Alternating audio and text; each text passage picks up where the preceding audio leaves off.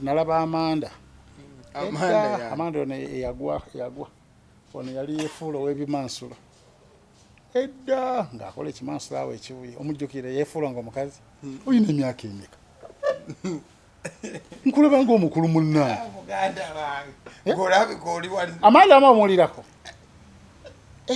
yani omusajja eyatandika Ekimansulo mu Uganda yali bamuyitanga musajja nenga yefuula mukazi enkola yenena ya kikazi Amanda ngira yefuula mukazi akaloboozi naye ng'ate bwadde eno akola eŋŋumi mu jjiimu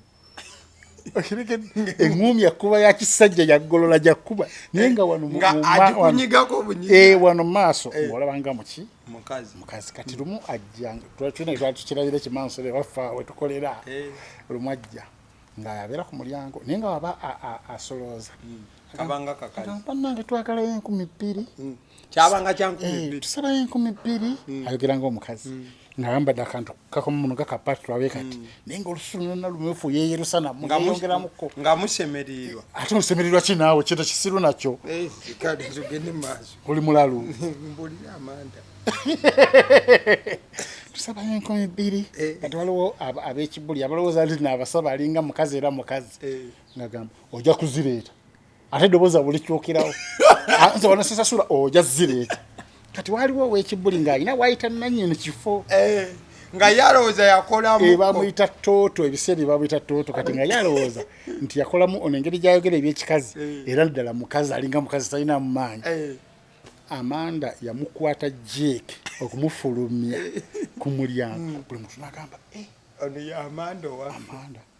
n'amaliriza nga n'eŋŋumi agimukube kati oli kyeyakola yamwerippa n'amuluma wano oli kankulaze kale wano oyogera nti n'amuluma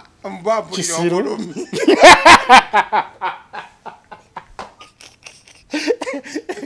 oli yalaba nga amaanyi gakozesa siye mukazi abadde ayogera nti bambye 2,000 tusabayo 2,000 sheya 2,000 yamuluma wano kati bwamuluma n'amwezimatulako oli n'adduka onaafujja ekifi tiyakifujja naye ebbula yaggirawo ddala yalekanga nga kinaatera okuvayakola omulimu gwali gw'amaanyi nnyo okwejjanjaba ekiwundu ekyo njukira ayambala bukoma muno kati ate nga enkovu eyo ejja mukola bubi ke kali akashimba kati omanyi ekyaddirira oli we yagenda n'agenda nga bamukubye bamuswazizza bamufulumiza gobadde onyuma ate yakufulumiza n'ekibuli bubi nnyo nadde omulumye we yagenda n'afuna bino emyala gino mubeeramu bino amazzi ga ttooya ago baluyita olujjolo sijja lumalayo ebigambo naye nga likwatagana nnyo n'amannya g'Abanyarwanda olujjolo Katonda kino nakyo bannaye obalero tekinnaba kulya ate nsanze olya kakati uyafuna n'agenda n'agula akaveera ka green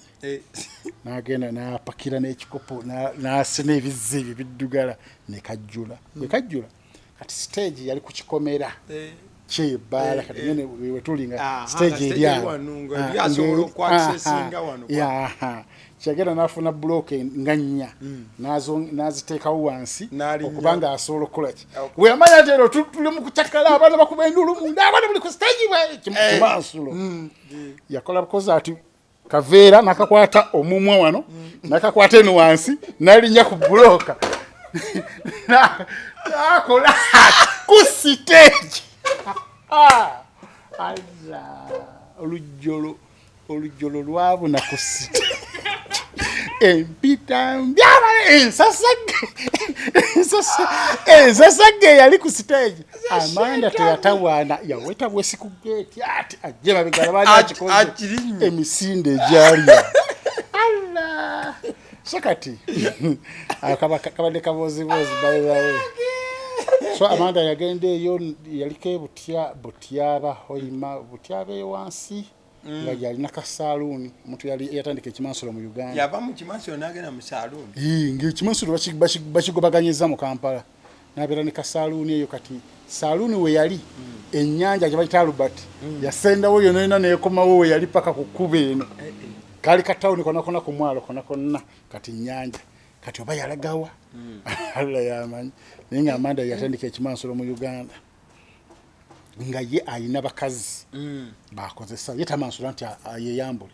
ye fula bukazi ninga akozesa bakazi baleeta okuveyo tuli mukazi akola kimansula wa musento babajje yo 40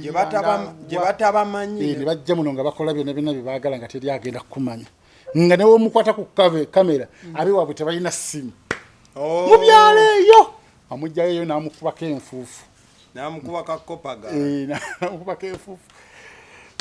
Bw'oba oyagala okulaba full video agenda ku YouTube wandikamu agaliwo video eno ogenda kuba ogifuna mu bujjuvu ne videos endala nyingi wandika agaliwo nga bw'okiraba ku screen. Webale nnyo.